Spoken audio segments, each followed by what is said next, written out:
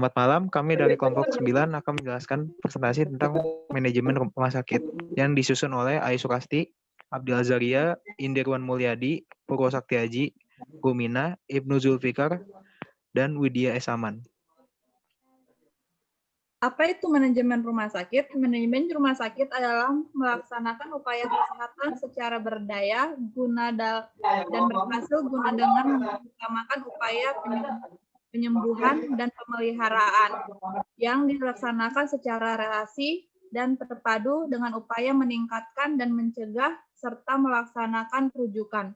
Setiap rumah sakit memiliki rancangan strategi manajemen guna untuk meningkatkan pelayanan kesehatan yang bermutu, merata, dan terjangkau, dimulai dengan melakukan penataan pada organisasi penyediaan layanan kesehatan di rumah sakit.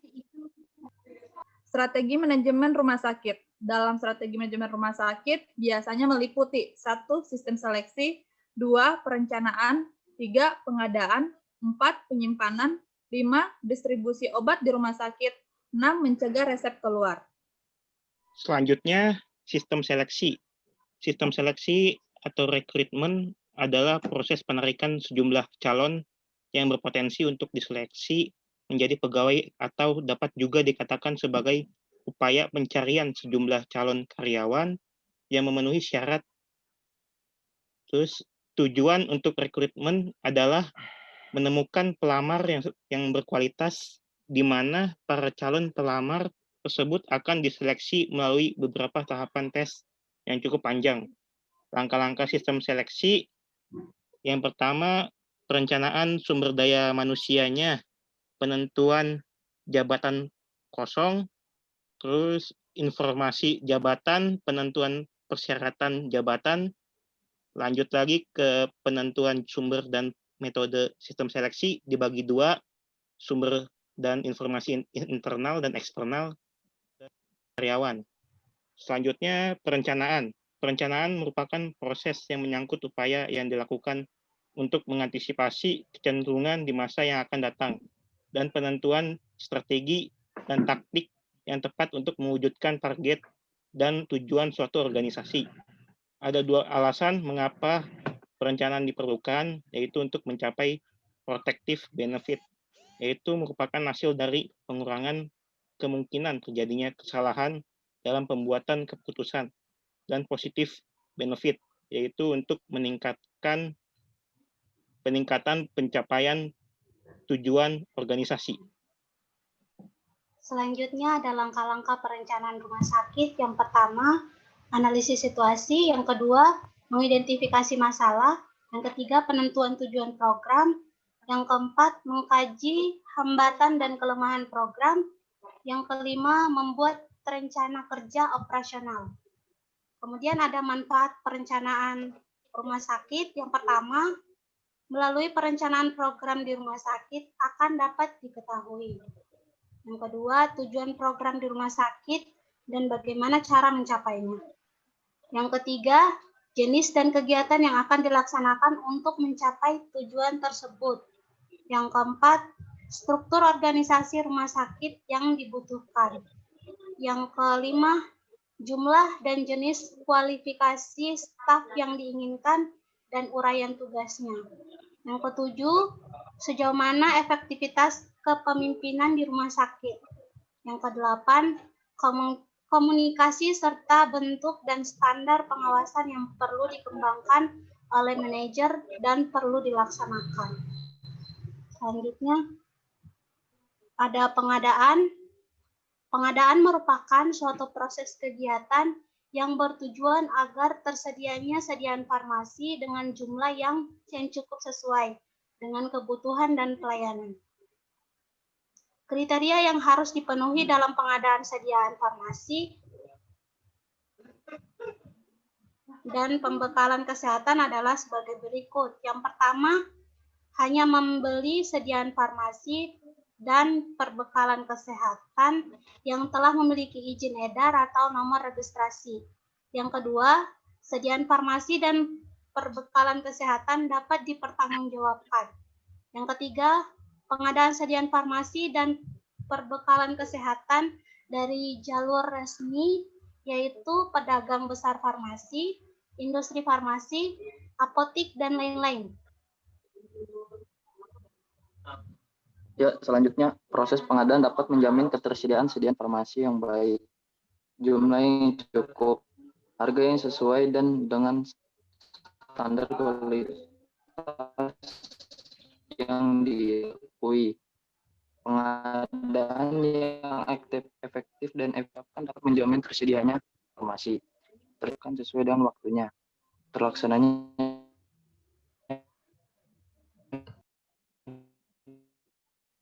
pengadaan yang efektif, terjaminnya pendistribusian sedia informasi yang efektif dengan waktu tunggu atau lead time. Terpenuhinya kebutuhan sedia informasi yang mendukung pelayanan kesehatan.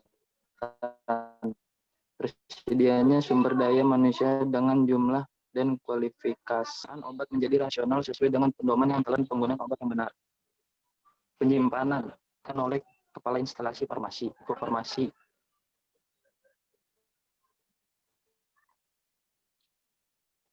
Laboratorium radiologi, penyimpanan di depo farmasi, bentuk sediaan dan jenisnya, terma narkotik disimpan di lemari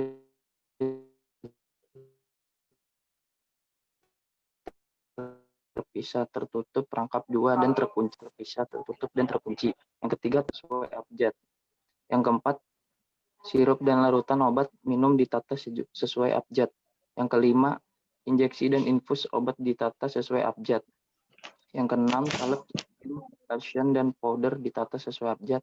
Yang ketujuh, tetes mata dan salep mata ditata sesuai abjad. Suhu dan kestabilan. Suhu penyimpanan berberkala farmasi meliputi suhu ruang kontrol yaitu 20 derajat Celcius sampai 25 derajat Celcius. Suhu refrigerator yaitu 2 derajat Celcius sampai 8 derajat Celcius. Suhu freezer 20 derajat Celcius sampai 10 derajat Celcius. Freezer yang digunakan untuk menyimpan obat berupa freezer yang terpisah dari refrigerator, bukan kombinasi refrigerator dan freezer. Suhu warmer meskipun tidak boleh lebih dari 43 derajat Celcius. Sifat bahan, semua tidak meledak atau terbakar. Penyimpanan B3, bahan berbahaya dan beracun, mengikuti standar dalam MSDS. Masing-masing bahan terpisah dari obat dan alat kesehatan lainnya. Terus tempat penyimpanan tersendiri dari selalu terkunci, memiliki ventilasi yang baik dan memilih wastafel. Selanjutnya yang D, tahan tidak terhadap cahaya. Penyimpanan obat tidak tahan cahaya dilakukan di dalam kemasan tertutup dan gelap. Yang terakhir, tingkat kewaspadaan obat-obat HAM. Penyimpanan obat-obat HAM diatur dalam kebijakan penyimpanan obat-obat kewaspadaan tinggi. Distribusi obat di rumah sakit. Distribusi obat adalah suatu tatanan jaringan sarana, personalia, produser, dan jaminan mutu yang serasi, terpadu, dan berorientasi penderitaan dalam kegiatan penyampaian sediaan obat beserta informasinya kepada penderita. Sistem distribusi obat di rumah sakit digolongkan berdasarkan adanya tingkatan satelit atau depo farmasi dan pemberian obat ke pasien rawat inap. Berdasarkan ada atau tidaknya satelit farmasi, sistem distribusi obat dibagi menjadi dua sistem, yaitu 1. Sistem pelayanan terpusat atau sterilisasi. Sterilisasi adalah sistem distribusi perbekalan farmasi yang dipustakakan pada suatu tempat, yaitu instalasi farmasi. Pada sterilisasi, seluruh kebutuhan perbekalan farmasi, setiap unit pemakaian baik untuk kebutuhan individu maupun kebutuhan barang dasar, ruangan disuplai langsung dari pusat pelayanan farmasi tersebut. Next. D. Sistem pelayanan terbagi atau desentralisasi. Desentralisasi adalah sistem pendistribusian perbekalan farmasi yang mempunyai cabang di dekat unit perawatan atau pelayanan. Cabang ini dikenal dengan istilah depo farmasi atau satelit farmasi. Pada desentralisasi, penyimpanan dan pendistribusian perbekalan farmasi ruangan tidak lagi dilayani oleh pusat pelayanan farmasi. Sistem distribusi di ruang adalah suatu kegiatan penghantaran sediaan obat sesuai dengan yang ditulis dokter pada order obat yang disiapkan dari persediaan di ruang oleh perawat dengan mengambil dosis dari wadah persediaan yang langsung diberikan kepada pasien di ruang tersebut.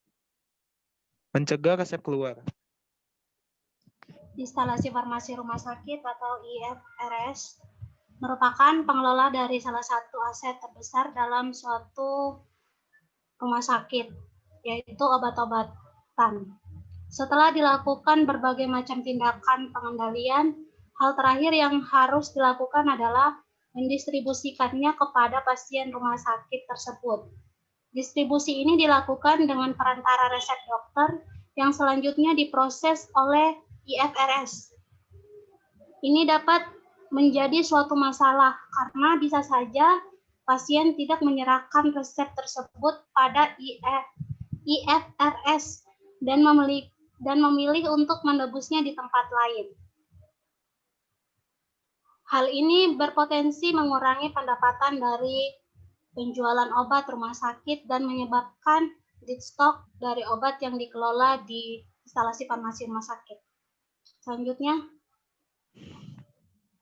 menghindari resep keluar dengan cara yang pertama, memiliki outlet apotik menggunakan sistem jemput resep, fasilitas antar untuk jarak tertentu, bekerja sama dengan poli rawat jalan.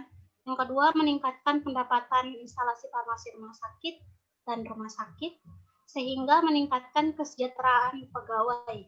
Yang ketiga, optimalisasi cakupan pelayanan obat gawat darurat, resep rawat jalan umum, rawat jalan akses, rawat inap umum atau akses, obat operasi dan pelayanan obat masyarakat miskin dan sistem jaminan kesehatan nasional.